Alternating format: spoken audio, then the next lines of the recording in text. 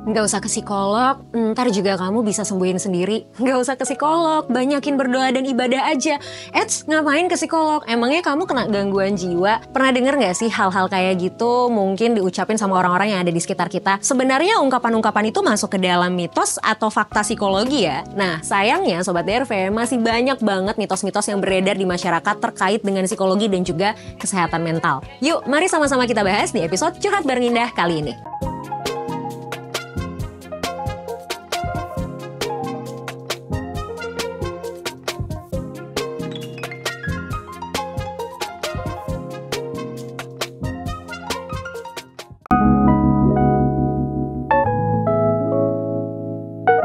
Kita hanya menggunakan 10% otak kita. Mitos. Sebenarnya kita menggunakan seluruh bagian dari otak kita. Menurut pengecekan MRI, kita bisa lihat kalau sebenarnya seluruh bagian otak kita itu aktif digunakan, hanya saja penggunaannya yang bisa berbeda-beda. Tidak semua bagian dari otak kita digunakan secara bersamaan, tergantung dari apa yang sedang dialami dan tergantung dari kondisi yang saat itu sedang terjadi.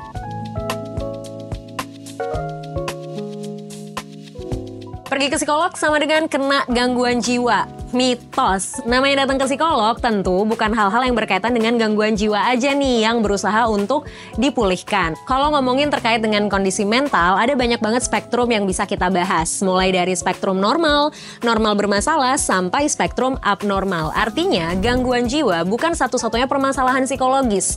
Masalah psikologis sehari-hari seperti stres, kecemasan, atau misalnya overthinking, atau terlalu banyak hal yang sedang membebani di pikiran dan juga perasaan, bisa masuk ke dalam permasalahan psikologis yang juga perlu ditangani oleh ahli seperti psikolog ataupun psikiater.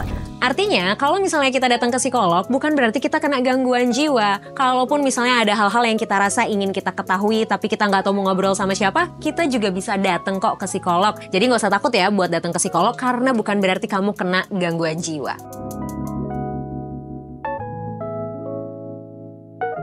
Kalau kamu kena gangguan mental, artinya kamu lemah. Mitos, jelas banget ya, karena permasalahan mental seseorang itu bukan penanda seseorang itu lemah ataupun kuat.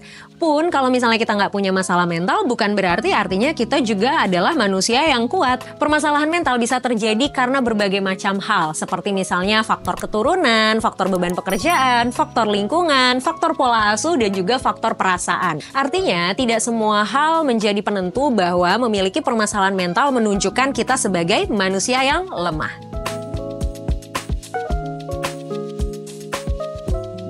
Tes kepribadian online itu akurat banget. Sering-sering aja ikut tes kepribadian online yang ada di website yang dimana-mana bisa kita akses secara gratis.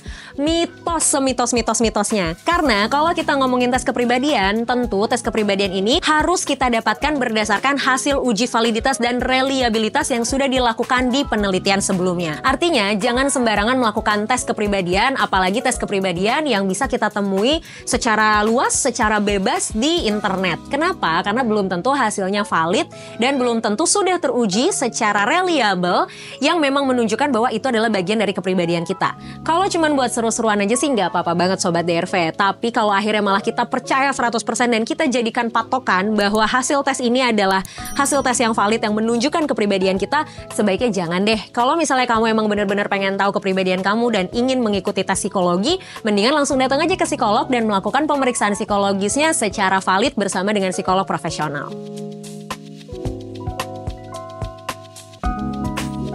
Kepribadian itu bisa berubah loh. Mitos. Kepribadian kita itu tidak akan bisa berubah, tapi kita bisa mengubah cara kita atau strategi yang kita lakukan untuk bisa beradaptasi dengan lingkungan. Kalau misalnya kita punya kepribadian kita ini sudah menjadi bawaan yang tentu kita dapatkan, entah itu secara genetik ataupun faktor lingkungan.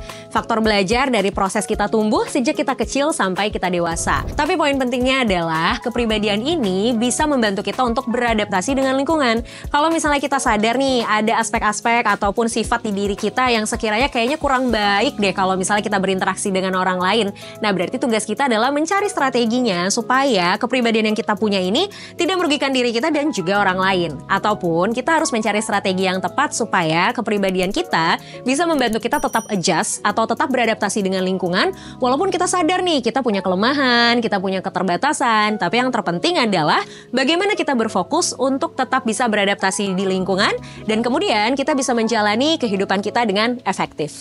Nah Sobat DRV, ternyata banyak banget ya mitos dan fakta terkait dengan psikologi. Banyak banget hal-hal yang selama ini kita percaya ternyata itu sifatnya tuh nggak valid gitu secara psikologis. Banyak hal-hal yang selama ini kita pikir itu relate sama diri kita, atau kayaknya psikologi itu adalah hal yang tabu, hal yang nggak relevan sama sekali. Padahal banyak banget hal relevan secara psikologis yang memang nyambung nih sama kehidupan kita sehari-hari. Jadi penting nih Sobat DRV untuk kita bisa melakukan pengecekan secara berkala, ataupun kita nggak cuma percaya dari satu sumber aja. Kita harus konfirmasi ulang, kita harus konfirmasi lebih lanjut untuk akhirnya kita bisa menemukan data yang benar-benar valid ataupun fakta yang memang benar-benar teruji bahwa apa yang selama ini kita percaya adalah hal yang benar ataupun tidak. Artinya, jangan langsung percaya pada apa yang kita baca, pada apa yang kita lihat. Alangkah lebih bijak kalau kita bisa mencari sumber lainnya, melakukan cross check untuk membuat kita lebih yakin mana yang benar, mana yang salah.